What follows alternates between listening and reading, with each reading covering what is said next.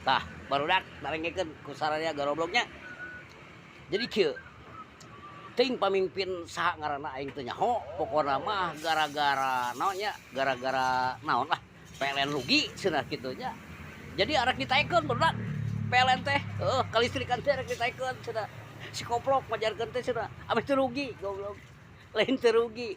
Aing mah ye lain rugi nu teh ame cenah masyarakat bisa menyadari bisa naon teh irit cenah kitu kalistrik teh. Lain masalah irit Pak atuh.